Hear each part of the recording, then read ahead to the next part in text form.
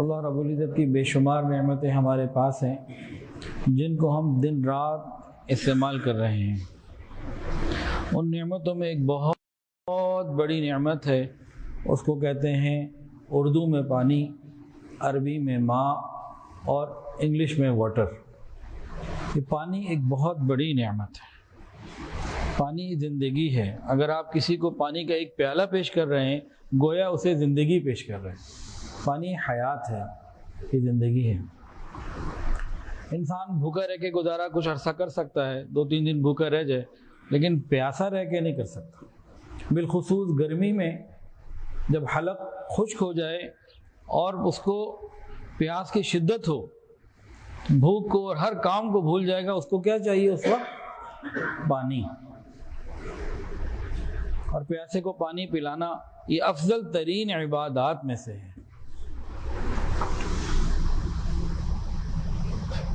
تو ہم آج یہ ارادہ کر کے اٹھیں گے کہ اپنے اپنی استطاعت اور ہمت کے مطابق اس عبادت کو، اس نیکی کو کریں گے۔ پانی پلانا بہت بڑی عبادت ہے۔ ایک اللہ والے تھے، وہ اپنے بہت سارے کام خادموں سے کہتے، امیر تھے، مال تھا ان کے پاس اور غلام بھی تھے۔ وہ جتنے کام ہوتے نا تو بہت سارے کام کبھی کسی غلام کو، کسی مرید کو، کسی کو کہہ دیتے، خانقاہ کے کام، دوسرے کام چلتا رہتا سلسلہ۔ جب پانی پینا ہوتا تھا نا اپنے بیٹے کو بلاتے کہ بیٹا آؤ اور مجھے پانی نکال کے دو۔ اب اس زمانے میں اس طرح کی سہولیات تو نہیں ہوتی تھی، تو اس زمانے کے معاملات کے حساب سے بیٹے کو پانی کہتے، کسی کا اور غلام کو یا اور کسی کو نہ کہتے، بیٹے کو کہتے۔ اور کئی دفعہ اس میں 2-4 منٹ انتظار کرنا پڑ جاتا کہ بیٹا سامنے نہیں ہے، پیاس لگ رہی ہے، اچھا بھی بلاؤ اس کو، آیا ہاں جی پانی لا دو۔ اتنے لوگ سامنے بیٹھے ہیں، غلام موجود ہیں، جس کو کہا تھا بیٹے کو بلاؤ اس کو بھی تو کہہ سکتے پانی پلا دو۔ تو ایک دن بیٹے نے پوچھ لیا کہ ابا حضور مجھے شوق ہے اور خوشی ہے آپ کو پانی پلانے پہ، لیکن حکمت بھی تو کچھ سمجھائیں۔ فرمایا کہ جو ثواب پانی پلانے والے کو ملتا ہے میں چاہتا ہوں میری اولاد کو ملے۔ کسی اور کو بھی مجھے پانی کا مسئلہ نہیں ہے، میں تو چاہتا ہوں تمہیں وہ ثواب مل جائے جو پانی پلانے والے کو ثواب ملتا۔ تو یہ کن لوگوں کی بات ہے جنہوں نے اس کی قدر و قیمت کو سمجھا ہوا ہے۔ تو آج ہم پانی ہی کے حوالے سے ساری بات کریں گے انشاءاللہ، اور اس ارادے کے ساتھ کہ ہم بھی اب لوگوں کو پانی پلائیں گے، کوشش کریں گے۔ اس وقت ہمارے ملک میں چولستان اور دوسرے علاقوں میں یہ معاملات چل رہے ہیں، تو ہم اس کو آخر میں انشاءاللہ ذکر کرتے ہیں۔ فی الحال کچھ پانی کے بارے میں کچھ روایات، کچھ قرآن کی آیات اور کچھ واقعات ذکر کر لیتے ہیں، پھر آگے انشاءاللہ بڑھتے ہیں۔ حضرت سعد ابن ابی وقاص رضی اللہ تعالی عنہ، انہوں نے نبی صلی اللہ علیہ وسلم سے سوال پوچھا، ای الصدقۃ افضل، سب سے بہترین صدقہ، افضل صدقہ کون سا ہے؟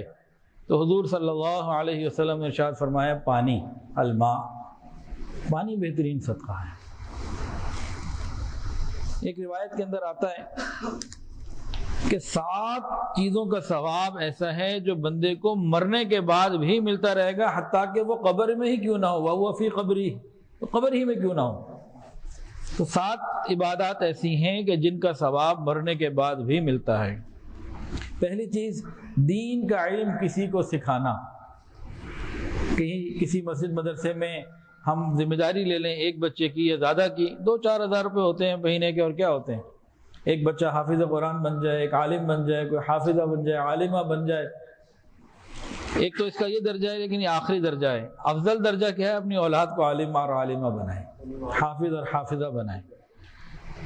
تو اس پہ فکر کرنی چاہیے تاکہ مرنے کے بعد ہمیں قبر میں اس کا ثواب پہنچتا رہے۔ تو پہلی چیز کیا بتائی جی؟ دین کا علم۔ دوسری چیز نہر کھودنا۔ تیسری چیز کنواں کھودنا۔ کھودنے سے مراد کھدوا دینا، لوگوں کے لیے آسانیاں پیدا کرنا۔ تو 3 باتیں بتائیں، دین کا علم سکھانا، نہر کھدوانا یا کنواں کھدوانا۔ چوتھی چیز فرمائی آقا صلی اللہ علیہ وسلم نے، کھجور کا درخت لگانا۔ تو کھجور کا لگ جائے تو بہت اچھا، نہیں تو کوئی بھی درخت لگ جائے وہ بھی انشاءاللہ العزیز اس میں شامل ہو جائے گا۔ پانچویں چیز فرمائی مسجد مدرسہ تعمیر کروانا۔ مسجد مدرسہ، یہ تبلیغی مرکز، یہ خانقاہیں، ان کو تعمیر کروانا، اس میں شامل ہونا۔ ہم تو چلے جائیں گے، یہ چلتی رہیں گی اور ہمیں ثواب خود بخود پہنچتا رہے گا۔ چھٹی چیز فرمائی قرآن کریم، قرآن مجید۔ چھٹی چیز کیا فرمائی؟ قرآن مجید، قرآن کریم کے نسخے یہ لوگوں میں دے دینا، اس کا بھی اجر و ثواب بہت زیادہ ہے۔ اور ساتویں چیز بتائی انسان ایسی اولاد چھوڑ کر جائے جو اس کے مرنے کے بعد اس کی مغفرت کی دعائیں سنت کے مطابق کرتی رہے۔ ایسے نہیں کہ 2 منٹ کی خاموشی اور 12 کینڈل لائٹ باپ کی یاد پہ، سنت کے مطابق، شریعت کے مطابق وہ عمل کرتی رہے۔ تو یہ 7 چیزیں ہیں، تو ہم کوشش کر رہے ہیں 7 چیزوں کے اندر حصہ ڈالنے کی، نہیں تو جہاں اور جو جس میں ڈال سکتے ہیں وہ تو کریں، اللہ تعالیٰ رحمت فرمائیں گے۔ جب ہم قبر میں ہوں گے اور ہمارے ان اعمال اور ان نیکیوں کی وجہ سے قبر کے اندر جو ہمیں ٹھنڈی ہوائیں اور میٹھے پانی کے جناب سلسلے اور جو بھی نعمتیں ہوں گی، مجھے تو نہیں پتا اللہ نے کیا کیا قبر کے لیے رکھا ہے، اتنا تو بتایا نا آقا نے کہ جنت کے باغوں میں سے ایک باغ ہے، یا پھر جہنم کے گھڑوں میں سے ایک بڑا، جہنم کے گھڑوں میں سے ایک گھڑا۔ تو باغ میں تو بھائی بہت کچھ ہوتا ہے نا، پتہ نہیں کیا کیا اللہ عطا فرمائیں گے۔ تو ہم ان اعمال کو کرتے جائیں۔ اس حدیث میں باقاعدہ فرمایا قبر ہی، چاہے وہ اپنی قبر ہی کے اندر ہو تو وہاں اس کو نعمتیں ملیں گی، تو ہم اس کا ارادہ کریں۔ جی، انسان چاہتا ہے کہ میں افضل صدقہ کروں تاکہ میرے گناہ بھی معاف ہوں، پریشانیاں بھی دور ہوں، اور عبادت کا ثواب بھی زیادہ ملے، اور پیسہ صحیح جگہ انویسٹ بھی ہو۔ ہم دنیا میں کاروبار میں جب کرتے ہیں نا، میں خود ایک کاروباری آدمی ہوں، تو ہم دیکھتے ہیں انویسٹمنٹ کہاں کرنی ہے، ROI کہاں سے بہتر آ رہا ہے، ریٹرن آن انویسٹمنٹ۔ تو بھئی اللہ کے راستے میں خرچ کرنا ہے، اس پہ بھی غور کریں کہ کہاں اور کس ترتیب پہ کرنا ہے، لیکن نیت کا ٹھیک ہونا بڑا ضروری ہے، بغیر نیت کے ٹھیک ہوئے کچھ بھی فائدہ نہیں ہے۔ تو نبی علیہ الصلوۃ والسلام نے ایک جگہ فرمایا پانی پلانے سے بڑھ کر ثواب والا کوئی اور صدقہ نہیں، یعنی پانی پلانا بہترین صدقہ ہے، افضل ترین صدقہ ہے۔ تو پانی پلانے کی بڑی روایات موجود۔ وہی ہم میں سے کوئی ایسا ہے جس کی ابھی شادی نہیں ہوئی، ہاتھ کھڑا کرے، کوئی نوجوان جن کی شادی نہیں ہوئی ہاتھ کھڑے کرنے والے، ماشاءاللہ۔ اچھا جی، بس ٹھیک ہو گیا۔ تو آپ لوگ ذرا توجہ سے سن لیں اور باقی لوگ بھی توجہ سے سن لیں۔ قرآن مجید کا ایک واقعہ سنا رہا ہوں، حضرت موسیٰ علیہ السلام کی زندگی کا واقعہ ہے۔ میں نے دوسری شادی والوں سے ہاتھ نہیں کھڑے کروائے، ٹھیک ہے؟ تو حضرت موسیٰ علیہ السلام کی زندگی کا واقعہ ہے۔ ادھر مصر میں پریشانیاں آئیں، ان کو مصر چھوڑ کے اچانک جو ہے نا، جیسے کہتے ہیں کھڑے پاؤں نکلنا پڑا۔ خوف تھا، ڈر رہے تھے، اور پیچھے پریشانی سے بار بار دیکھ رہے تھے۔ خیر کئی دن پیدل سفر، بھوک اور پیاس کے بعد مدین پہنچ گئے۔ ایک شہر کا نام ہے مدین پہنچ گئے۔ حضرت شعیب علیہ السلام کی وہ بستی تھی۔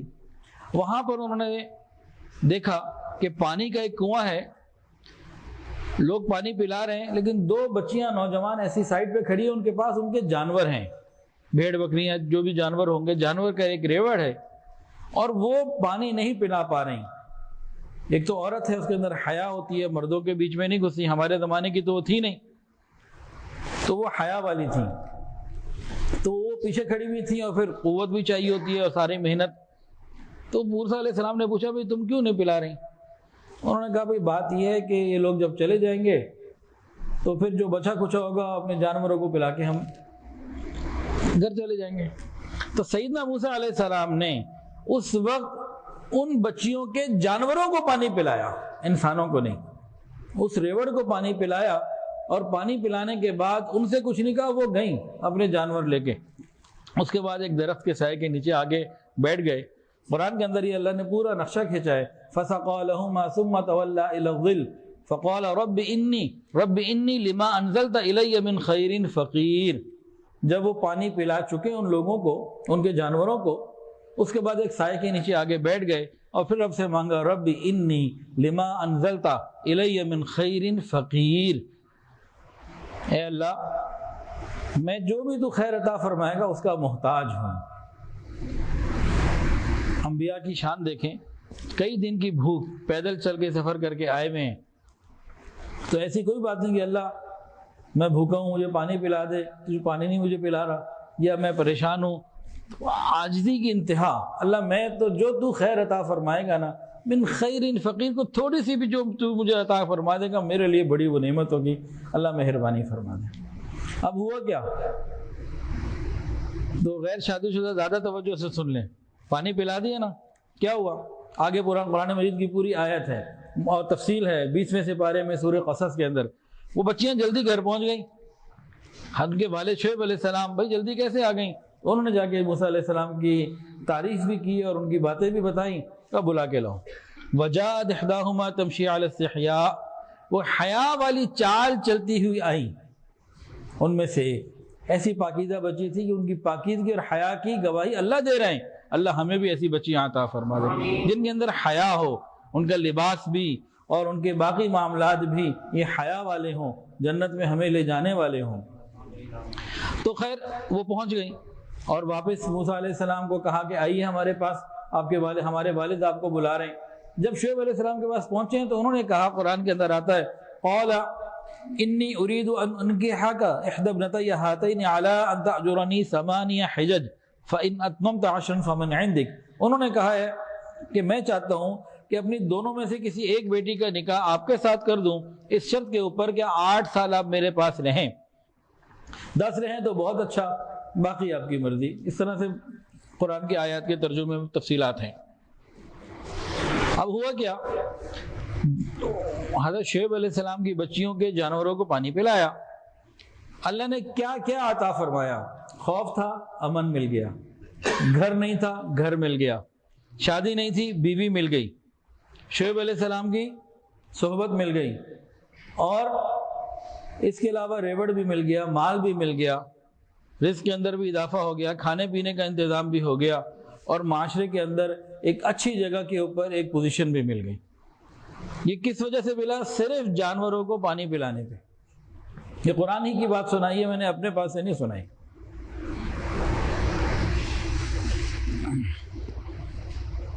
پانی پلانا جو ہے نا، یہ مغفرت کا ایک بہت بڑا ذریعہ ہے۔ بخاری شریف کے 2 واقعات سن لیجئے، ایک مرد کا، ایک عورت کا۔ بخاری شریف میں ہے کہ ایک شخص جا رہا تھا، راستے میں اسے کہیں سخت پیاس لگی، بڑا پریشان ہوا، اس نے دیکھا تو اس کو کنواں نظر آیا، کنویں کے اندر نیچے اتر گیا، پانی نیچے تھا، نیچے اتر کے اس نے اپنی پیاس بجھا لی، اس کو تسلی ہو گئی۔ اب وہ جناب اوپر چڑھ کے کنویں سے باہر آ گیا، اب اپنے راستے میں جانا چاہ رہا تھا، اتنے میں دیکھا ایک پیاسا کتا پیاس کی وجہ سے ہانپ رہا ہے۔ اس کے دل میں خیال پیدا ہوا، ابھی تھوڑی دیر پہلے جو میری پوزیشن تھی نا، ابھی اس کتے کی ہے، یہ تو نہیں جا سکتا نیچے، اب مجھے اس کے لیے پانی لانا ہے۔ ڈول تھا کوئی نہیں، اس نے پتہ کیا کیا، دوبارہ نیچے اترا کنویں میں، اپنا موزہ اتارا، اس موزے میں چمڑے کا موزہ تھا، اس موزے میں اس نے پانی بھرا، اس موزے کو اس نے اپنے دانتوں سے پکڑ لیا، اور اس کے بعد پھر دونوں ہاتھوں سے وہ پکڑتا ہوا جو سیڑھیاں یا جو بھی رسی یا کوئی چیز ہوگی وہ چڑھتا ہوا اوپر آیا اور اس کتے کو پانی پلایا۔ اللہ رب العزت نے کتے کو پانی پلانے پر اس شخص کی مغفرت کر دی۔ اللہ اتنے مہربان ہے۔ تو یہ تو ہو گیا مرد کا واقعہ، اب عورت کا بھی سن لیجئے۔ اور عورت بھی کیسی؟ فاحشہ عورت، بے حیا عورت، جس کو اپنی عزت کی اور اپنے لباس کی اور اپنی پاک دامنی کی کوئی پرواہ نہ تھی، ایسی عورت تھی وہ۔ یہ بھی بخاری شریف کی روایت ہے، نبی علیہ الصلوۃ والسلام نے ارشاد فرمایا کہ ایک فاحشہ عورت صرف اس وجہ سے مغفرت اس کی کر دی گئی کہ اس نے ایک پیاسے کتے کو پانی پلایا تھا۔ ہوا کیا تھا، وہ راستے میں جا رہی تھی، اس کا کتا نظر آیا جو پیاس کی شدت سے ہلکان ہو رہا تھا، قریب تھا کہ بس یہ پیاس سے مر جائے۔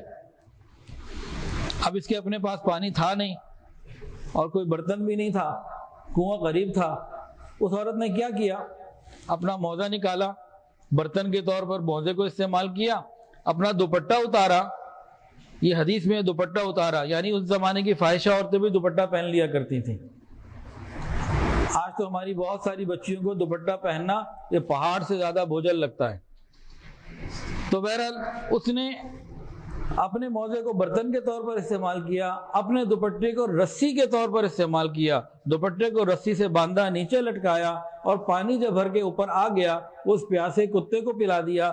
اللہ رب العزت نے پیاسے کتے کو پانی پلانے پر اس فاحشہ عورت کی مغفرت کر دی۔ تو جب اللہ رب العزت کی رحمت اتنی زیادہ ہے پانی پلانے کے اوپر، تو ہمیں اس کے لیے کوشش کرنی چاہیے کہ ہم کون کون سے طریقے سے لوگوں کو پانی پلا سکتے ہیں۔ ایک اور حدیث سنیے، سنن ابی داؤد کی روایت ہے، رسول اللہ صلی اللہ علیہ وسلم نے ارشاد فرمایا، جس نے کسی مسلمان کو کپڑا پہنایا جبکہ وہ ننگا تھا، اللہ اسے جنت کے سبز لباس پہنائے گا۔ فرمایا جس نے کسی مسلمان کو کھانا کھلایا جبکہ وہ بھوکا تھا، اللہ اسے جنت کے پھل کھلائے گا۔ اور جس نے کسی مسلمان کو پانی پلایا جبکہ وہ مسلمان اس وقت پیاسا تھا، اللہ اسے جنت کی شراب پلائے گا۔ تو کھانا کھلانے پر جنت کے پھل، پانی پلانے پر جنت کی شراب، اور کپڑا پہنانے پر جنت کے لباس۔ کتنا آسان ہے آج یہ انویسٹمنٹ کرنا۔ ایک حدیث کے اندر آتا ہے قیامت کے دن سب اللہ کے سامنے کھڑے ہوں گے، دھوپ میں کھڑے ہوں گے، پریشان ہوں گے، سارے ننگے ہوں گے سوائے ان کے جنہوں نے دنیا میں کسی کو کپڑے پہنائے ہوں گے۔ اب یہاں پھر وہی بات، جو کسی کے کپڑے اتروائے اس کا کیا بنے گا؟ کپڑے پہنانے پر وہاں اس کو کپڑے ملیں گے، لیکن موبائل فون یا کسی بھی طریقے سے ہم کسی کے کپڑے اتروائیں تو وہاں کیا بنے گا؟ تو قیامت کے دن فرمایا سارے ننگے ہوں گے سوائے ان کے جنہوں نے کسی کو کپڑے پہنائے ہوں گے، اللہ کی رضا کے لیے۔ یہ بھی حدیث میں لفظ ہے، اللہ کے لیے۔ قیامت کے دن سارے پیاسے ہوں گے سوائے ان کے جنہوں نے اللہ کے لیے پانی پلایا ہوگا۔ قیامت کے دن سارے بھوکے ہوں گے سوائے ان کے جنہوں نے اللہ کے لیے کسی کو کھلایا ہوگا۔ تو ہم بھی اللہ تعالیٰ کی رضا کے لیے لوگوں کو پانی پلانے کا اہتمام کریں۔ قرآن مجید کی آیت ہے مثل الجنت التی وعد المتقون فیہا انہار من ماء غیر آسن۔ اس کا ترجمہ سن لیجئے، اس جنت کی کیفیت جس کا پرہیزگاروں سے وعدہ کیا جاتا ہے، پانی پلانے پہ جو جنت ملے گی وہ کیسی ہوگی؟ فرمایا پانی کی ایسی نہری ہوں گی، پانی کی ایسی نہریں وہاں ہوں گی جو پانی بگڑنے والا، خراب ہونے والا نہیں ہوگا۔ دودھ کی ایسی نہریں ہوں گی کہ اس کا مزہ کبھی تبدیل نہیں ہوگا، اور شراب کی ایسی نہریں ہوں گی جو پینے والوں کے لیے خوش ذائقہ ہوں گی، اور عسل و مصفا، صاف شفاف شہد کی نہریں ہوں گی، اور ان لوگوں کے لیے وہاں ہر قسم کے میوے ہوں گے، اور اپنے رب کی بخشش اور مغفرت ہوگی۔ کیا یہ لوگ ان لوگوں کے جیسے ہو سکتے ہیں جو ہمیشہ دوزخ میں رہیں، جہاں انہیں کھولتا ہوا پانی پلایا جائے گا اور وہ ان کی آنتوں کو ٹکڑے کر دے گا، اتنا گرم اور پانی، تکلیف دہ پانی ہوگا۔ تو قبر کی پیاس کے لیے، قیامت کی پیاس کے لیے اور آخرت کی فکر کے لیے ہمیں لوگوں کو پانی پلانا ہوگا، اس کے لیے ہمیں فکر کرنی ہوگی۔ تو اب پانی ہم کیسے کیسے پلا سکتے ہیں، کیا کیا کر سکتے ہیں، تو ان کو ہم سن لیتے ہیں۔ پہلی جو بات کی تھی نا موسیٰ علیہ السلام والے واقعے کی، وہ تو میں نے کہی تھی غیر شادی شدہ لوگوں کو زیادہ توجہ سے سننے والی، وہ سمجھ گئے ہوں گے۔ اب جو بات بتانے لگا ہوں تو یہ ذرا شادی شدہ توجہ سے سن لیں، اور کوشش کریں کہ جن کی بیویاں ابھی لاہور میں موجود ہیں آج ہی وہ جاتے ہی گھر جاتے ہی اس پر عمل کر لیں۔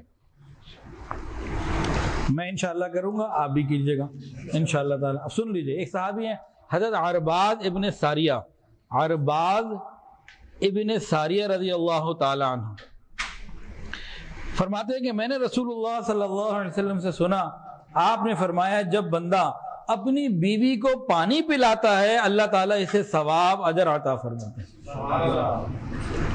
عرباض ابن ساریہ کہتے ہیں کہ میں نے نبی علیہ السلام کو فرماتے ہوئے سنا کہ جو شخص اپنی بیوی کو پانی پلاتا ہے اللہ اسے اجر عطا فرماتے ہیں۔ کہتے ہیں سنتے ہی جب میں گھر گیا اور جا کے سب سے پہلی فرصت پہ جو مجھے مناسب لگی، میں نے اپنی بیوی کو پانی پلایا اور اس کو حضور صلی اللہ علیہ وسلم کی حدیث بھی سنائی۔ تو اب کون کون کرے گا جی؟ اپنی بیوی کو پانی بھی پلائیں اور پانی پلانے کے بعد اس کو رسول اللہ صلی اللہ علیہ وسلم کی حدیث بھی سنائیں۔ اس صحابی کا عمل کون کرے گا جی؟ ہاتھ کھڑے کریں ماشاءاللہ. کچھ نے نہیں کھڑے کیے. ناراض ہیں وہ یا ان کی بیویاں یہاں نہیں ہیں؟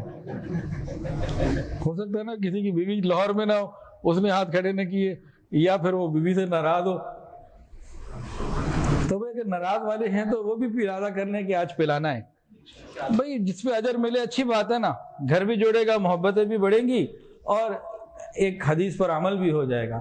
یہ معمولی بات نہیں ہوتی. رسول اللہ صلی اللہ علیہ وسلم کی سنت پر عمل کر لینا, قول پر عمل کر لینا, حکم پر عمل کر لینا, یہ سعادت مندی کی بات ہوا کرتی ہے.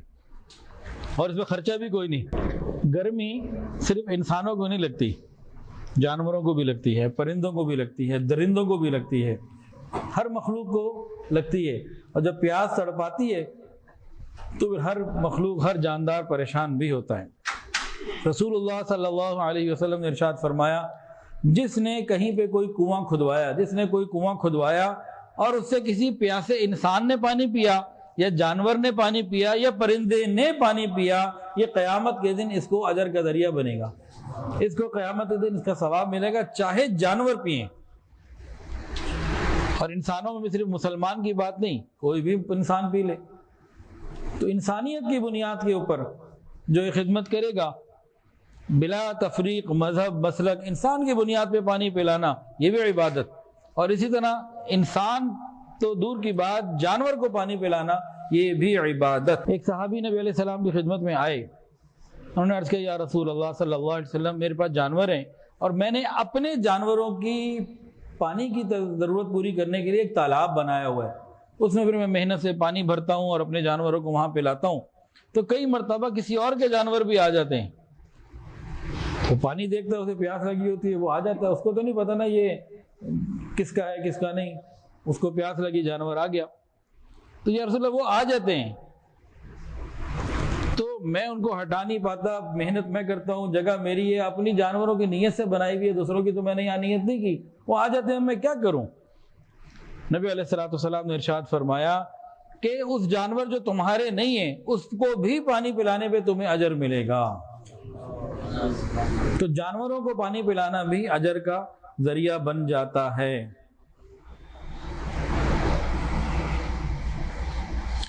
حضرت سعد ابن ابی وقاص رضی اللہ تعالی عنہ, ان کی والدہ ام سعد انتقال ہو گیا. انتقال کے بعد رسول اللہ صلی اللہ علیہ وسلم کی خدمت میں حاضر ہوئے اور عرض کیا, یا رسول اللہ صلی اللہ علیہ وسلم, اپنی والدہ کے ایصال ثواب کے لیے میں کیا کروں؟ وہ تو چلی گئیں, اب مجھے کچھ بتائیے کہ وہاں ان کو ثواب پہنچتا رہے. نبی صلی اللہ علیہ وسلم نے ارشاد فرمایا کہ پانی, کیا فرمایا؟ پانی اور کچھ نہیں, پانی فرمایا. تو انہوں نے کنواں کھدوا دیا, لوگوں کے لیے, مخلوق کے لیے پانی کا انتظام کر دیا. تو کنواں کھدوانا یہ صحابہ کرام کا عمل رہا. اور مدینہ طیبہ کے واقعات میں سے آپ یقیناً جانتے ہوں گے, سنا ہوگا, بہت مشہور واقعہ ہے. مدینہ طیبہ میں ایک کنواں تھا یہودی کا, وہ پیمنٹ لیتا تھا پھر دیتا تھا. اب لوگوں کو تنگی ہوتی. ایک دن رسول اللہ صلی اللہ علیہ وسلم نے مسجد نبی شریف میں اعلان فرمایا, جو کوئی اس کنویں کو خرید کر مسلمانوں کے لیے وقف کر دے اس کے لیے جنت. حضرت عثمان غنی رضی اللہ تعالیٰ عنہ جو گئے اس یہودی کے پاس اور جا کے اس سے کہا کنواں بیچ دے. اس نے کہا میں کیسے بیچوں, میرا چلتا کاروبار, میں بیچوں, یہ نہیں ہو سکتا.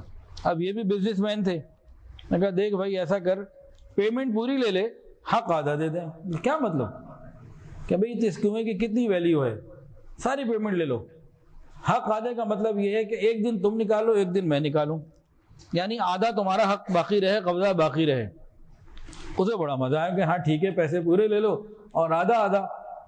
تو اس نے کہا ڈن ہو گیا.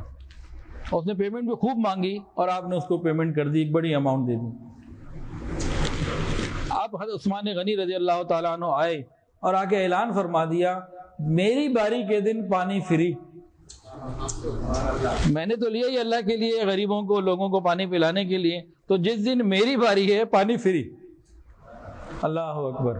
اب جناب لوگوں کو پتہ چلا کہ ایک دن پیسے والا پانی, ایک دن فری والا پانی. انہوں نے کہا بھائی ایک دن انتظار کرنا تو اتنا مشکل نہیں نا. تو فری والے دن لائریں لگ جاتی ہیں اور پیسے والے دن کوئی بہت کوئی مجبور ہوتا تو آتا, ورنہ عام طور سے لوگ فری والے دن اتنا لے لیتے کہ 2 دن کا وقت گزر جائے، کچھ زیادہ وقت گزر جائے۔ اب ادھر جناب مندے شروع ہو گئے اس کے، میں نے کہا جی میرے پاری والے دن تو پیسے ہی نہیں ملتے۔ تو کافی دن کے بعد اب اس نے حضرت عثمان سے رابطہ کیا کہ بھائی آدھا باقی بھی خرید لو۔ تو عثمان غنی رضی اللہ تعالیٰ عنہ نے باقی آدھا بھی خرید کر اس کو مسلمانوں کے لیے وقف کر دیا اور جنت کے حقدار بن گئے۔ تو یہ بہت بڑا عمل ہے، ہمیں بھی چاہیے کہ اس میں ہم کہیں نہ کہیں کوئی نہ کوئی حصہ ڈالیں۔ اللہ اکبر کبیرہ۔ اب ذرا خطرے والی بات بھی سن لیں، دل کو دہلا دینے والی اور ہلا دینے والی ہولناک بات ذرا سن لیجئے۔ ایک حدیث کے اندر آتا ہے 3 طرح کے لوگ ایسے ہوں گے قیامت کے دن اللہ انہیں محبت کی نظر سے نہیں دیکھیں گے اور انہیں پاک نہیں کریں گے اور انہیں دردناک عذاب دیا جائے گا۔ وہ 3 لوگ کون سے ہیں؟ سنیے اور دل کے کانوں سے سنیے۔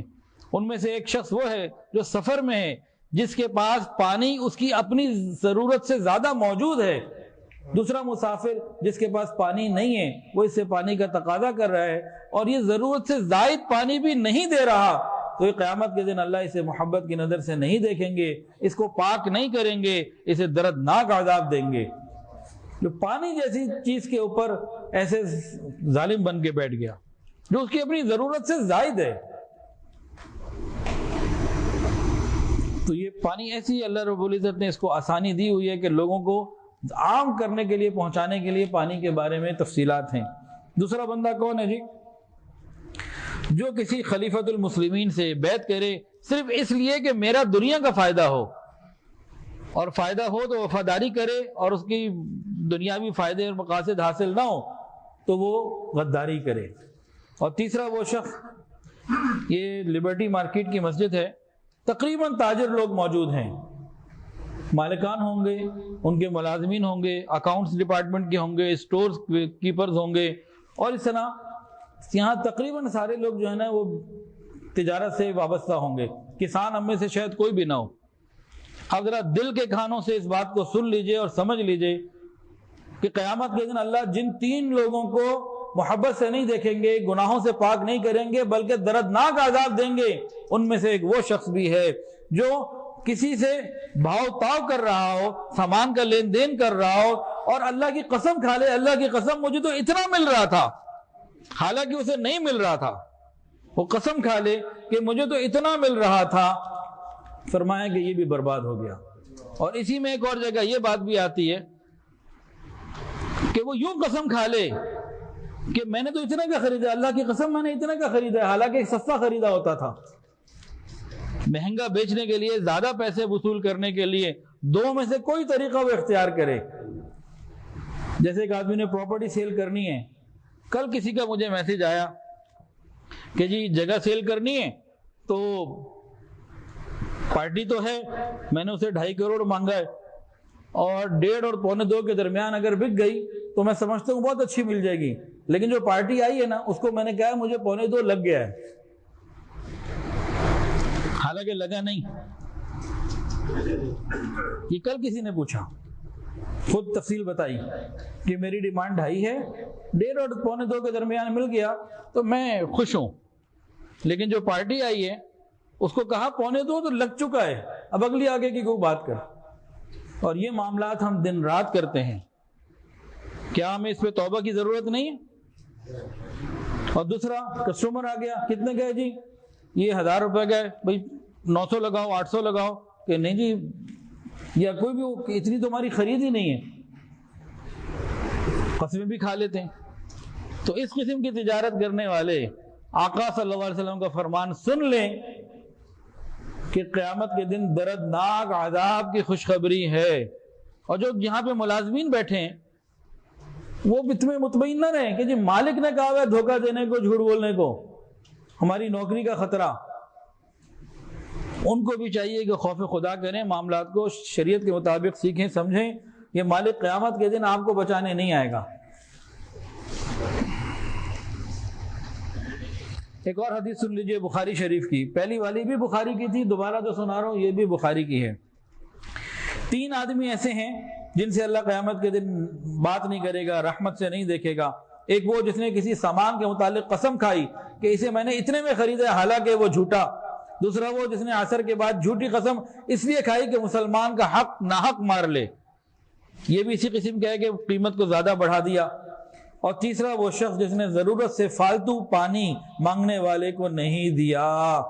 تو اللہ قیامت کے دن کہے گا جس طرح تو نے اس زائد ضرورت سے فالتو پانی کو جو تیری اپنی ضرورت سے زائد تھا دوسرے کو نہیں دیا، روک دیا، حالانکہ وہ پانی تو نے نہیں بنایا تھا، اس کو بنانے والا تو میں تھا، جا آج میرا تیرے اوپر کوئی فضل نہیں۔